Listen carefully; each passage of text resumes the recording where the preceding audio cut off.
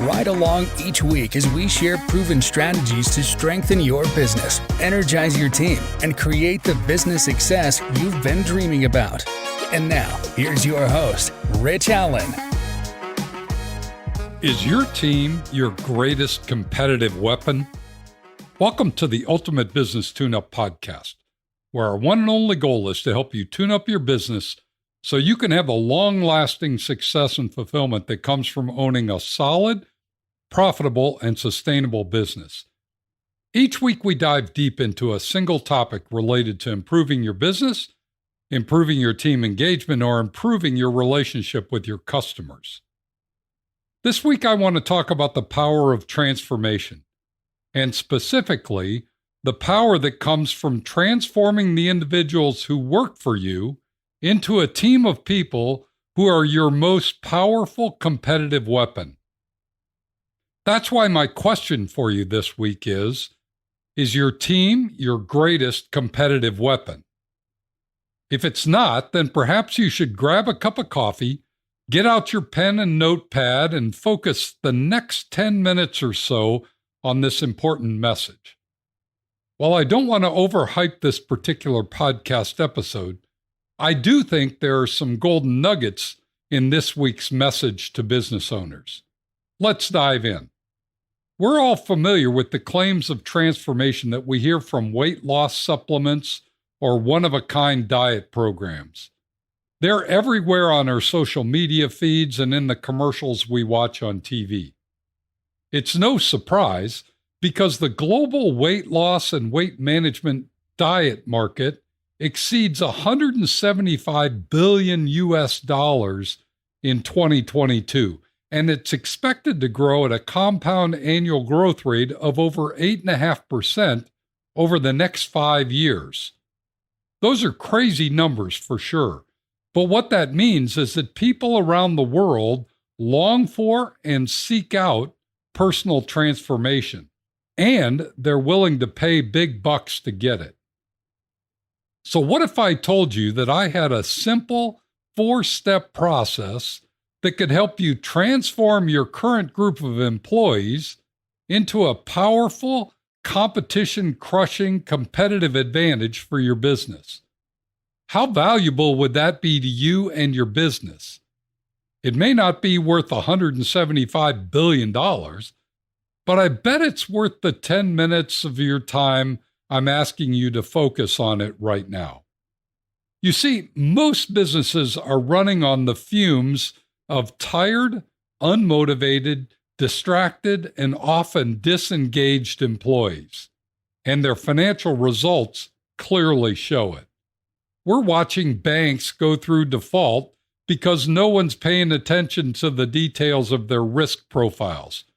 We're seeing large retailers closing because they've lost their competitive edge and their expenses are massively exceeding their revenues. I was thinking about this yesterday as I was waiting for my wife to pick up a few items from our local grocery store. As we drove into the parking lot, I noticed that the grocery cart return bins were overflowing with carts. I mentioned to my wife that there were probably no carts available for shoppers as they arrived because they're all in the parking lot. Only minutes later, I watched an employee of the grocery store saunter out of the store and head over to one of the overflowing cart return stations. He was clearly killing time, not in a hurry, walking with his head down and not paying any attention to the world around him.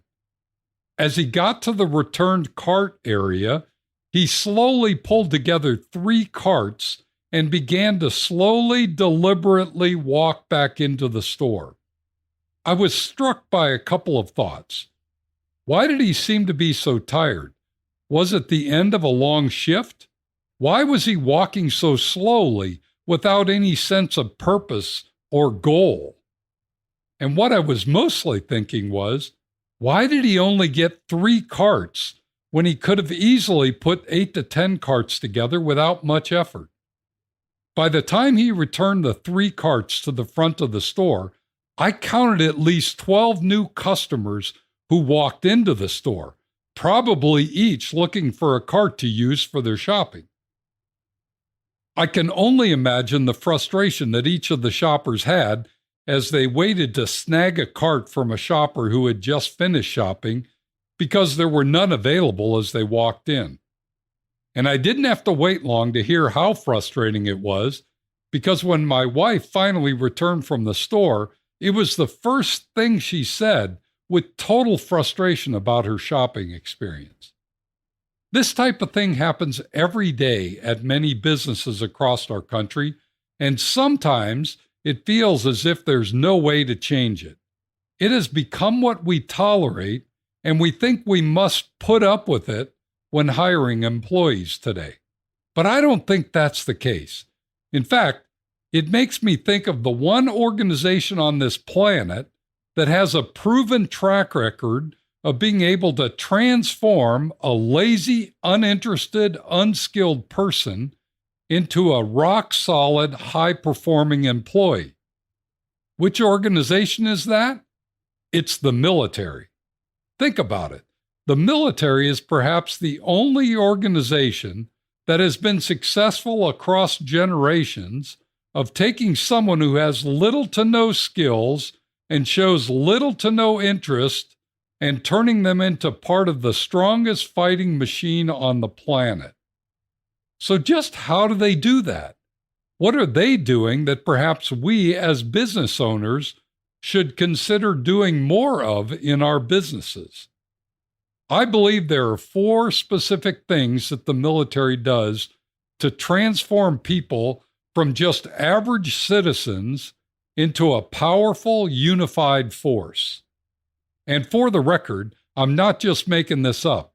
I'm one of the people who's gone through this transformation, starting as a young, somewhat indifferent high schooler from a poor rural town, and reluctantly going through the 4 transformational elements I'm going to share with you. As I look back on it, it was absolutely the best thing that ever happened to me.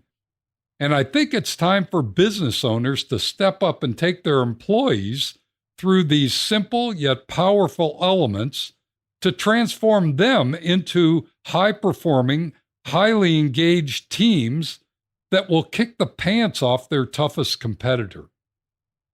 Ready for the 4 elements? Here they are. It starts with discipline. Let's face it, no one makes it big without being disciplined. Whether you want to get stronger, lose weight, get faster, or get a promotion, it only happens when you apply discipline to your life. As business owners, we need to apply the concept of discipline in the expectations we have for our team members. Showing up late to work is not okay.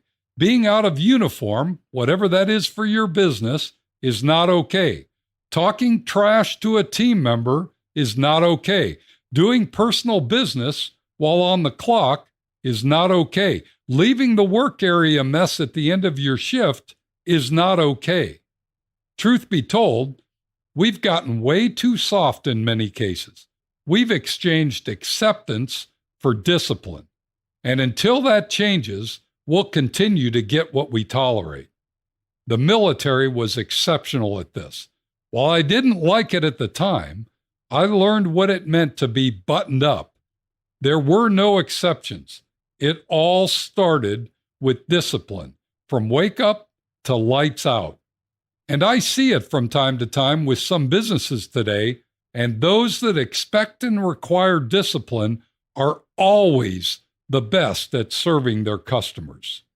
The element of discipline is in great demand for businesses today. The second element is structure.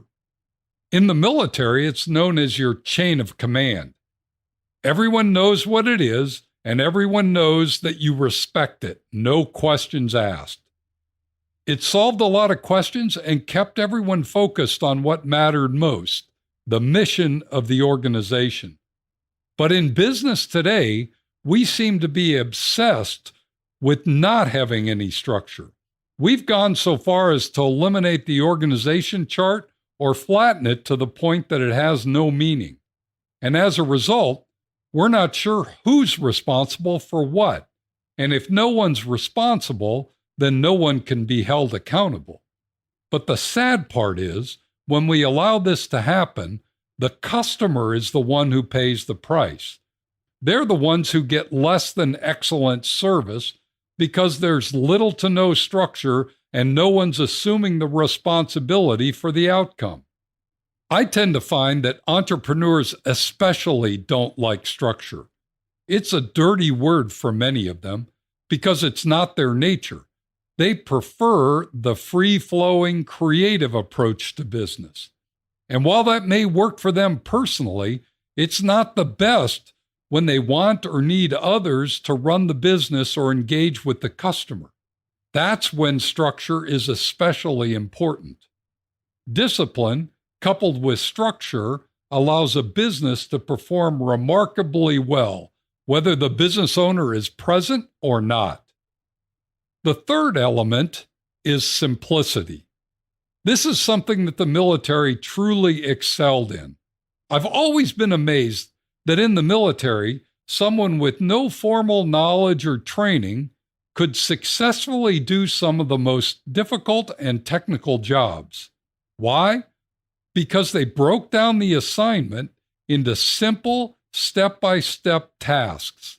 At the basic level, anyone could do the single task. So they trained and documented and performed at the level of simple, and it worked, which I believe is part of the reason that those businesses who specialize and focus their efforts on delivering one or two specific products or services to their customers are often more successful because they keep it simple. The more complicated we make our processes, the more likely they are to fail. Let's face it, when you're sending a rocket ship to the moon, things are going to be complicated and the risk of failure is high. But most of us aren't trying to send a rocket to the moon. Our businesses are fairly simple, and we need to keep our processes as simple as possible, which makes them harder to fail. You've heard it said, keep it simple, knucklehead, or something like that. It's a powerful idea when trying to bulletproof your team. The fourth and final element is a positive mindset. Just saying this takes me back to my days in the military. There were times when I didn't have a positive mindset, and my commander always had a way to fix it. He would run the negative mindset right out of me. That's right, in the military, if you showed up with the wrong mindset, they quickly made you realize that you needed a mindset change. And those that had any sense about them got the message quickly and made the necessary adjustments quickly. But think about that in business today. How often do you see a server or someone behind the counter and it's clear that they're having a bad day?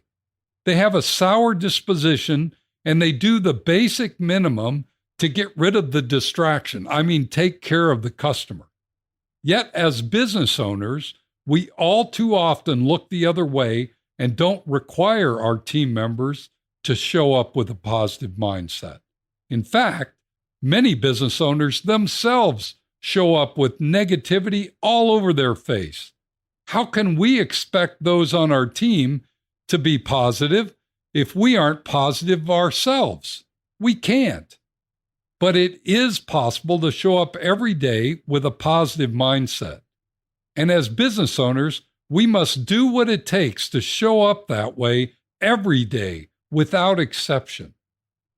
And one good way to do that is to adopt the idea that you're going to catch people doing things right rather than catching people doing things wrong. It's easy to point out the things that go wrong, but what if you focused your time and energy on what was going right and made that a point to talk about far more often than the other? Having a positive mindset is everything if you hope to be successful. Let's apply more of it in our business. There you have it, the 4 elements that the military uses to transform just average people into a powerful fighting machine. discipline, structure, simplicity, and positive mindset. What would your business look like if you had 10 times more of each of these elements than you do today? How much better would your customers be served if every time they engaged with your business, they encountered someone who was disciplined, structured, applied simple, effective processes, and had a positive mindset?